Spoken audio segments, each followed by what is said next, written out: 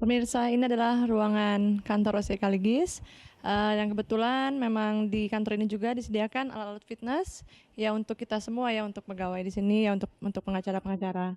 Di tempat kebugaran ini pula, Zarima berhasil menurunkan berat badannya melalui berbagai olah kebugaran dan juga diet yang ketat.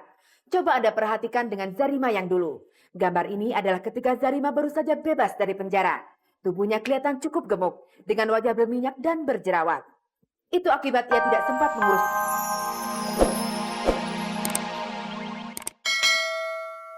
Pemirsa, sore ini telah kami siapkan sederet sajian menarik. Antara lain Zarima Mirafsur yang masih betah berada di kantor pengacara OC Kalinggis dan bahkan ingin sekolah ilmu hukum. Itulah kabar terakhir dari Zarima dan kemudian disusul kabar terakhir dari Nugi. Penyanyi yang dikenal mencintai alam ini terpilih menjadi pembawa acara Bumiku 1, sebuah program lingkungan yang disponsori WWF dan ditayangkan RCTI. Lantas ada pula Malida, penyanyi yang mengundurkan diri karena menikah dan kami jumpai sedang berjualan pakaian bersama Nia Zulkarnain. Pemirsa, Anda tentu ingat dengan Zarima. Sekeluarnya dari penjara karena kasus eksesinya dulu, dia langsung magang bekerja di kantor pengacara beken OC Kaligis. Sampai sekarang pun dia masih bekerja di sana. Pemirsa, baiklah kita tengok lagi Zarima setelah terakhir kabar-kabari menayangkannya pertengahan Februari lalu. Di kantor pengacara terkenal OC Kaligis di kawasan Harmoni, Jakarta Pusat. Zarima Mirafsur tetap di situ sejak ia dibebaskan dari penjara tahun lalu karena kasus ekstasi. Zarima tak kemana-mana. Ia betah bersama OC Kaligis karena ada beberapa maksud yang dipendamnya. Pertama, ia ingin menjadi ahli hukum. Dan kedua, ia merasa aman bersama OC Kaligis untuk menjalani masa asimilasi atau penyesuaian diri di masyarakat semenjak keluar dari penjara. Zarima menjalani hari-harinya dengan bekerja di kantor OC Kaligis. Rencana saya justru malah tahun depan saya akan sekolah lagi, yang sekolah hukum, ya insya Allah akan jadi pengacara. Itulah cita-cita Zarima. Mengapa ia ingin menjadi ahli hukum? Mungkin karena tertarik kepada pekerjaan OC Kaligis yang sangat dikaguminya. Kemungkinan kedua, ia sangat bersimpati kepada para perempuan yang diperlakukan tidak adil. Selama Zarima bekerja di sini, apa aja yang tugas yang diberikan kepada dia dan bagaimana hasilnya? Saya lihat dia mempunyai kemampuan sebagai PR misalkan ya, dan dia juga sangat tertarik kepada hal-hal yang kasuistis yang menyangkut nasib wanita. Jadi saya lihat kalau dia baca berkas yang menyangkut nasib wanita yang diperlakukan tidak adil itu menarik perhatian dia. Itulah pengamatan OC Kaligis, pengacara yang mendampingi Zarima ketika kasusnya bergulir di pengadilan. Mengenai simpatinya kepada sesama perempuan, Zarima pernah menemukan sebuah kejadian seorang perempuan narapidana yang menjadi semakin gila di penjara. Ya, saya melihat kadang-kadang itu ada yang memang dia itu ada yang gila ya, sehingga dia membunuh. Memang betul-betul dia itu memang hilang ingatan. Tapi karena memang keluarganya orang susah, tapi dia harus menjalani ya 12 tahun ya. Tapi kita memang lihat sehari-harinya itu memang dia itu memang hilang ingatan selama di dalam juga begitu. Tapi sampai saya konsultasikan kepada kepala penjara ya Ibu Susi juga bilang setuju juga, memang ini nggak harus dihukum karena memang dia tuh ini ya emang gila ya udah tapi ya karena keluarganya tidak pernah datang, tidak pernah, jadi memang sulit gitu jadinya. Didorong oleh berbagai pengalamannya di penjara, maka untuk bisa berbuat sesuatu menolong orang-orang yang terjerat kasus hukum adalah dengan menjadi ahli hukum. Tahun depan Zarima ingin sekolah hukum. Mengapa tahun depan? Karena saat itu masa pembebasan bersyaratnya sudah habis.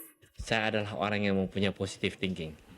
Semua orang yang pernah di penjara itu pasti bisa mempunyai masa depan yang baik. Apalagi kan kasusnya dia tidak merampok, dia tidak mencuri ya. Dalam masa pembebasan bersyarat ini atau masa asimilasi, Zarima banyak dituntun oleh OC Kaligis dalam menemukan kepercayaan dirinya. Ini sekaligus mematahkan anggapan orang waktu itu bahwa Kaligis bersedia menjadi pembela Zarima untuk meningkatkan popularitasnya. Saya itu waktu saya datang sekeluarganya Zarima kepada saya sudah cukup populer kok. Dulu perkaranya Ida Yaksa di saya, perkaranya si Lydia Kando di saya, Nika Ardila dan seabrek-abrek daripada selebritis di saya. Memang, OC Kaligis banyak mendampingi artis atau selebriti dalam berbagai kasus hukum. Sebut saja Ongki Alexander, Ida Iyasa, Lydia Kandau. Kemudian beberapa Sofan Sofian juga kan selebritis juga. Kemudian Trio Bimbo waktu itu juga di sini Jakarta Barat saya pernah bela. Meriam Bellina dulu sering datang ke Majapahit untuk minta advis hukum. Masih banyak juga ya selebritis yang vulgar dan panas yang sering-sering meminta nasihat, tapi saya kira Gak usah sebutkan salah satu persatu di sini. Dan sekarang, Oce panggilan akrab pengacara beken ini menjadi salah satu anggota tim pembela mantan Presiden Soeharto.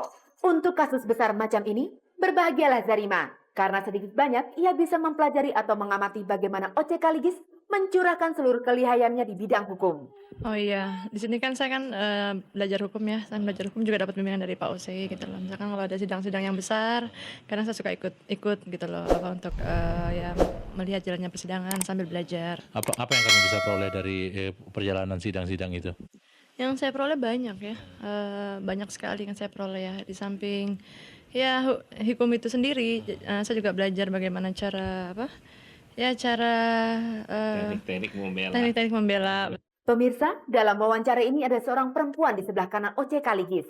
Ia adalah Jane. Pekerjaannya adalah instruktur kebugaran di kantor ini. Pemirsa, ini adalah ruangan kantor OC Kaligis. Yang kebetulan memang di kantor ini juga disediakan alat-alat fitness ya untuk kita semua ya, untuk pegawai di sini ya, untuk pengacara-pengacara. Di tempat kebugaran ini pula, Zarima berhasil menurunkan berat badannya melalui berbagai olah kebugaran dan juga diet yang ketat. Coba Anda perhatikan dengan Zarima yang dulu. Gambar ini adalah ketika Zarima baru saja bebas dari penjara. Tubuhnya kelihatan cukup gemuk, dengan wajah berminyak dan berjerawat. Itu akibat ia tidak sempat mengurus tubuhnya selama di penjara. Tapi beberapa bulan kemudian, di tempat kebugaran yang tersedia di kantornya, Zarima berhasil memulihkan penampilannya ke kondisi ideal. Itulah Zarima sekarang dengan tubuh kembali indah dan wajah bersih.